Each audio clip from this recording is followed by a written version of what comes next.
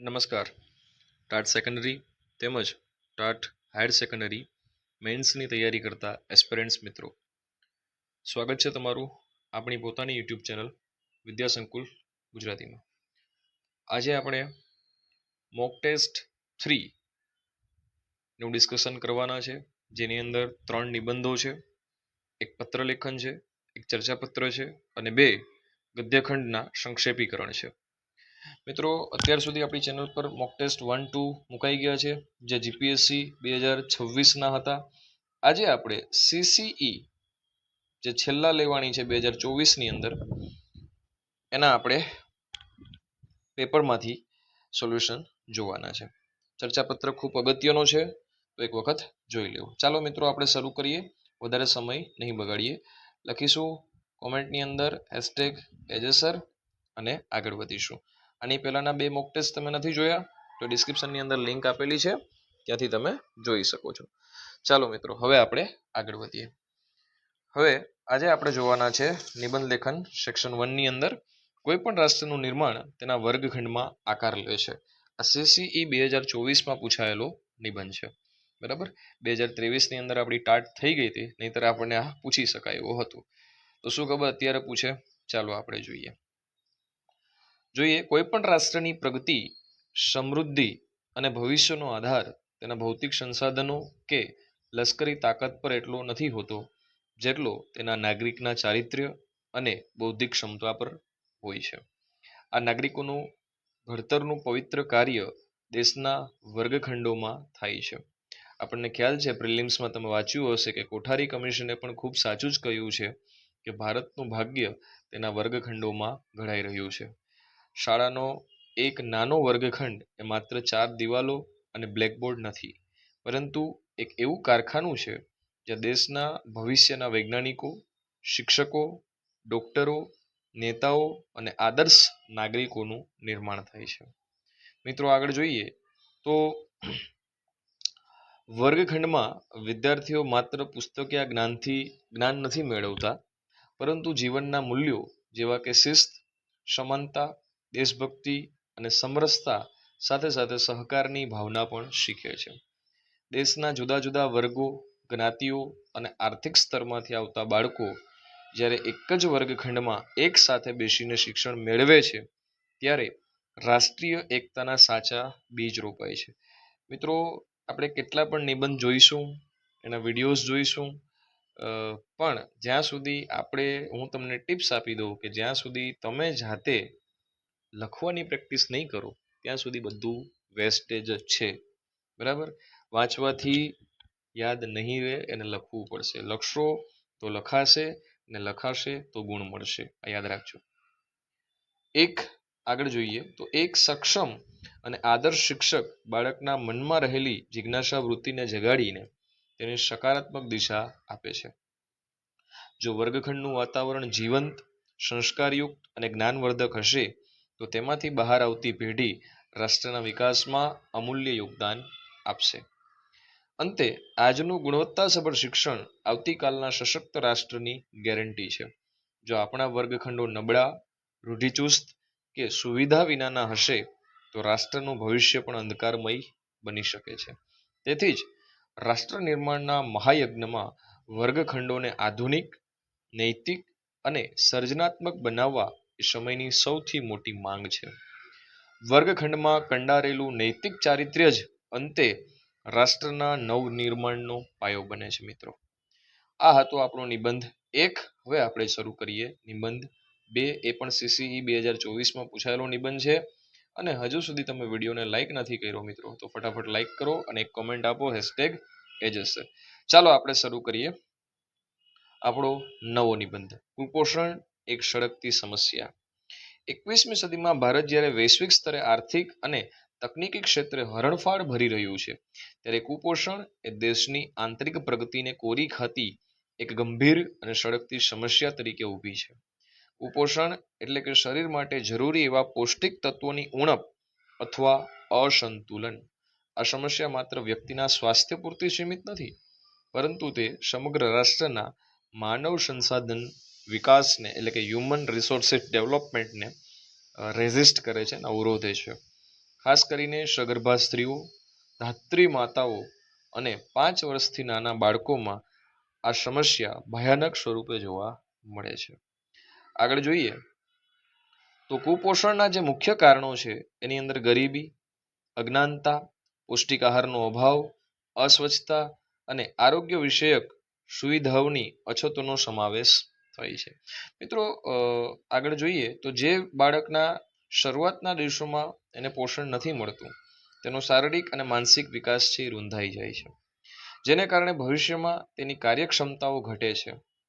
Global hunger index એટલે કે વૈશ્વિક જે ભૂખમરાનો આંકડો છે એમાં ભારતનું જે સ્થાન છે એ ચિંતાજનક સ્થિતિની સાક્ષી પૂરે છે. એનિમિયા છે જેને લોહીની ઉણપ કહીશું, અને સ્ટન્ટિંગ છે જેને આપણે ઉંમરના પ્રમાણમાં ઓછી ઊંચાઈ જેવી અસરો આપણા દેશના ભવિષ્યને નબળું પાડી રહી છે. આગળ જોઈએ તો સરકારે આ સમસ્યાના નિવારણ માટે પોષણ અભિયાન, જે તમે NEP 2020 બરાબર વાંચી હોય તો એમાં આવે છે. પઢાઈ બી ઓર પોષણ બી કરીને એક યોજના બી ચાલે છે. પછી આંગણવાડી સેવાઓ છે, અને આ ખાસ મધ્યાહન ભોજન યોજના, બરાબર, અહીંયા તમે ઉમેરી શકો છો પઢાઈ બી ઓર પોષણ બી, જેથી એક વધારે પોઈન્ટનો ઉમેરો થશે અને ચેક કરનારને ખ્યાલ આવે કે ભાઈ તમે શિક્ષણની જે સેવાઓ ચાલી રહી છે એનાથી વાકેફ છો. તો મધ્યાહન ભોજન યોજના જેવા અનેક પ્રશંસનીય પગલાં લીધા છે, પરંતુ હજી પણ જમીની સ્તરે લોક જાગૃતિનો અભાવ છે. કુપોષણ મુક્ત ભારત બનાવવા માટે માત્ર સરકારી યોજનાઓ પૂરતી નથી, પરંતુ લોક ભાગીદારી, સ્વચ્છતા અભિયાન અને ન્યુટ્રિશન શિક્ષણ એટલે કે પોષણની જે મૂલ્ય છે, પોષણયુક્ત જે પોષણ શું છે એનું શિક્ષણ અનિવાર્ય છે. સ્વસ્થ નાગરિક જ સશક્ત રાષ્ટ્રનું નિર્માણ કરી શકે છે, માટે કુપોષણ સામેની લડાઈ એ આપણા સૌની પ્રાથમિકતા હોવી જોઈએ. આગળ જોઈએ તો આપણો નિબંધ નંબર 3 છે. મિત્રો આ પણ CCE 2024નો જ નિબંધ છે, તમારે ચેક કરવાની છૂટ છે. આજે વૈશ્વિક સ્તરે ગ્લોબલ વોર્મિંગ, જૈવ વિવિધતાનો નાશ, પર્યાવરણીય અસંતુલન અને આબોહવા પરિવર્તન, જેને ક્લાઇમેટ ચેન્જ કહી શકાય, જેવા અતિ જટિલ પડકારો માનવ જાતની સામે આવીને ઊભા છે. આ આંતરરાષ્ટ્રીય સમસ્યાનો સામનો કરવા માટે બાયોસ્ફિયર રિઝર્વ એટલે કે જૈવ આરક્ષિત ક્ષેત્રો, અંડરલાઈન કરજો અને યાદ રાખજો, એક અદ્ભુત વૈજ્ઞાનિક અને સ્થાનિક ઉકેલ મોડેલ પૂરું પાડે છે. યુનેસ્કો UNESCO ના મેન એન્ડ બાયોસ્ફિયર કાર્યક્રમ હેઠળ સ્થાપવામાં આવતા આ ક્ષેત્રો માત્ર પર્યાવરણનું રક્ષણ નથી કરતા, પરંતુ પ્રકૃતિ અને માનવ વચ્ચેના સહ અસ્તિત્વને સુદૃઢ બનાવે છે. જોઈએ આ શું છે. તો બાયોસ્ફિયર રિઝર્વની વિશેષતા તેની ત્રિસ્તરીય રચના છે, એટલે કે એનું કોર, એનું બફર અને એનું ટ્રાન્ઝિશન. કોર ઝોનની અંદર કુદરતી વનસ્પતિ અને વન્યજીવોનું સંપૂર્ણપણે રક્ષણ થાય છે, જે વૈશ્વિક સ્તરે લુપ્ત થતી પ્રજાતિઓને બચાવે છે. સૌથી મહત્વની બાબત એ છે કે તેના ટ્રાન્ઝિશન ઝોનમાં સ્થાનિક આદિવાસીઓ અને સમુદાયોને તેમની પરંપરાગત પદ્ધતિઓ સાથે રહેવાની અને ટકાઉ વિકાસ એટલે કે સસ્ટેનેબલ ડેવલપમેન્ટ કરવાની છૂટ મળે છે. સ્થાનિક લોકોના પરંપરાગત જ્ઞાનનો ઉપયોગ જંગલો અને જળ સ્ત્રોતોના સંરક્ષણ માટે કરવામાં આવે છે. એટલે તમારે કોર પણ સમજાવવાનું, બફર પણ સમજાવવાનું અને ટ્રાન્ઝિશન પણ સમજાવવાનું. ઓકે, જ્યારે અંતે વાત કરીએ તો જ્યારે વૈશ્વિક નીતિઓ જમીન સ્તરે નિષ્ફળ જાય છે, ત્યારે આ સ્થાનિક મોડેલ સાબિત કરે છે કે પર્યાવરણ બચાવવા માટે માનવીને પ્રકૃતિથી દૂર કરવાની જરૂર નથી, પરંતુ માનવીને પ્રકૃતિનો ભાગ બનાવવાની જરૂર છે. બાયોસ્ફિયર રિઝર્વ ગ્રીન હાઉસ વાયુઓનું શોષણ કરી કાર્બન સિંક તરીકે કામ કરે છે. કાર્બન સિંક એટલે કાર્બનની ટાંકી, સિંક એટલે ટાંકી થાય, બરાબર, જે વૈશ્વિક ગરમી ઘટાડવામાં મદદરૂપ બને છે. આમ સ્થાનિક સ્તરે જૈવ વિવિધતાની જાળવણી અને ટકાઉ આજીવિકા પૂરી પાડીને આ ક્ષેત્રો સમગ્ર વિશ્વને પર્યાવરણીય કટોકટીમાંથી ઉગારવાનો સાચો અને વ્યવહારુ માર્ગ બતાવે છે. મિત્રો અહીંયા આપણો નિબંધ પૂરો થાય છે. હવે આપણે CCE 2024ની અંદર પૂછાયેલો પત્ર લેખન જોવાના છે. 100 શબ્દોમાં આપણે જોઈશું. બરાબર, ચાલો. તો એમને નિબંધ એવો પૂછેલો હતો, જો તમારે નિબંધનું પરફેક્ટ શીર્ષક જોતું હોય તો એ શીર્ષક હું વાંચું છું તમારા માટે. મારી પાસે લખેલું છે કોઈ જગ્યાએ, હું વાંચું છું. તમારા વિસ્તારમાં ડોર ટુ ડોર કચરો ઉપાડવા આવતી ગાડી અનિયમિત આવે છે, જેના કારણે ગંદકી ફેલાય છે. તો સદરહુ બાબતે સ્થાનિક નગરપાલિકાને ફરિયાદ કરતો આ એક ફરિયાદ પત્ર છે જે તમારે લખવાનો છે. બરાબર, તો જોઈએ આપણે મેથડને, તમારી જે પેટર્ન છે એને ફોલો કરી લીધી છે. બરાબર છે, જોઈ લેજો ખાસ એને. બરાબર, પ્રતિ મુખ્ય અધિકારી શ્રી અથવા તો ચીફ ઓફિસર, કલોલ નગરપાલિકા, કલોલ. વિષય વિસ્તારમાં ડોર ટુ ડોર કચરો ઉપાડતી ગાડીની અનિયમિતતા અંગે ફરિયાદ પત્ર. આદરણીય સાહેબ શ્રી, પછીથી શરૂઆત કરીએ. હું આ પત્ર દ્વારા આપનું ધ્યાન અમારા વોર્ડ નંબર 4ના શાંતિનિકેતન સોસાયટી વિસ્તારમાં ફેલાયેલી ગંદકી તરફ દોરવા માંગુ છું. છેલ્લા કેટલાક સમયથી અમારા વિસ્તારમાં નગરપાલિકાની ડોર ટુ ડોર કચરો ઉપાડવા આવતી ગાડી અત્યંત અનિયમિત થઈ ગઈ છે. ગાડી નિયમિત ન આવવાને કારણે સ્થાનિક રહીશો ઘરનો કચરો ના છૂટકે જાહેર રસ્તા પર કે સોસાયટીના નાકે નાખવો પડે છે. પરિણામે ત્યાં કચરાના મોટા ઢગલા થઈ ગયા છે. આ ગંદકીના કારણે અસહ્ય દુર્ગંધ ફેલાઈ રહી છે અને મચ્છરો તેમજ માખીઓનો ઉપદ્રવ ખૂબ જ વધી ગયો છે. ચોમાસાની ઋતુ નજીક હોવાથી રોગચાળો ફાટી નીકળવાની પૂરેપૂરી સંભાવના છે, જે જનારોગ્ય માટે ગંભીર જોખમરૂપ છે.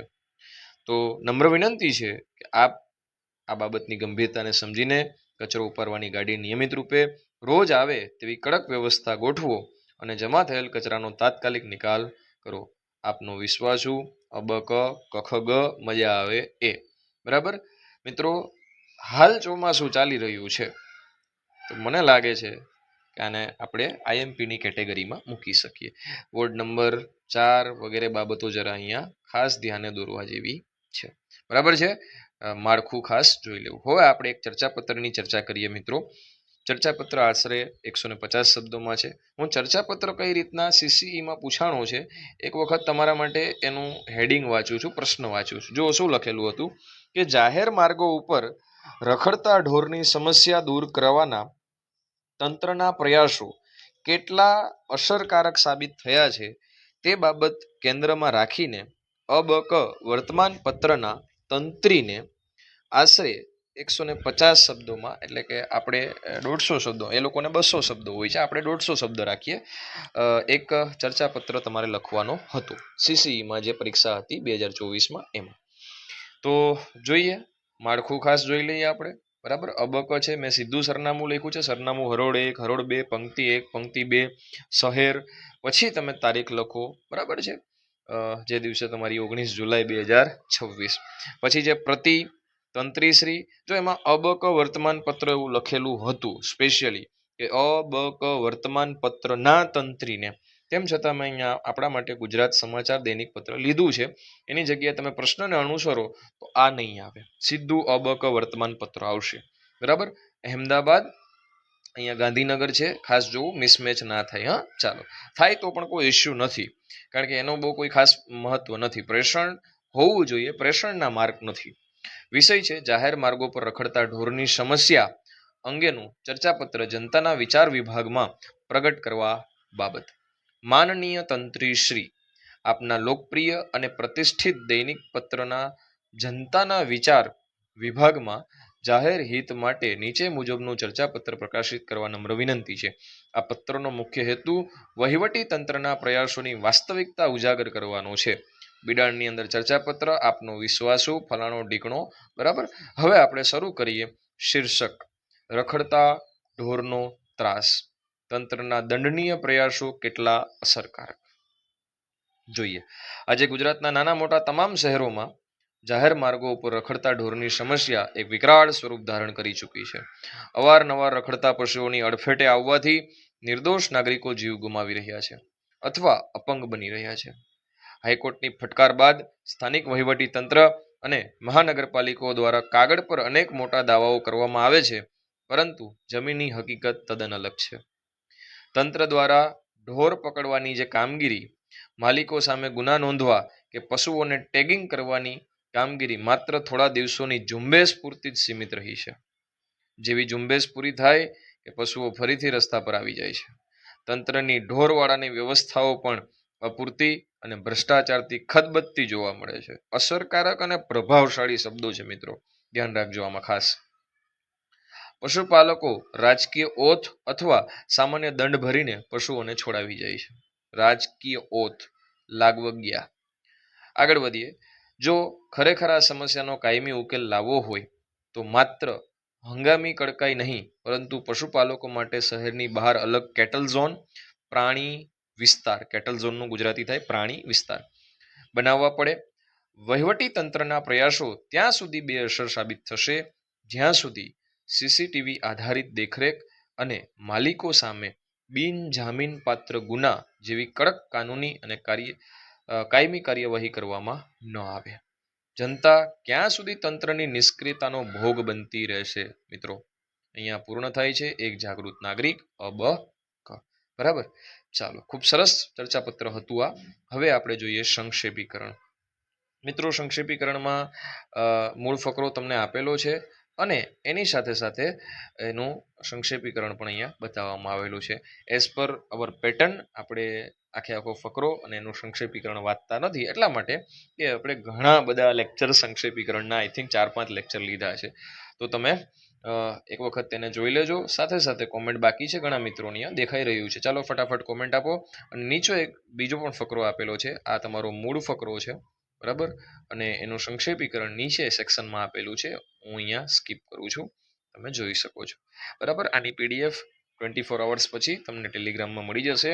જેમ મોક ટેસ્ટ 1ની મળી ગઈ છે, એમ મોક ટેસ્ટ 2ની પણ મળી ગઈ છે, એમ મોક ટેસ્ટ 3ની પણ મળી જશે, ચિંતા ન કરતા.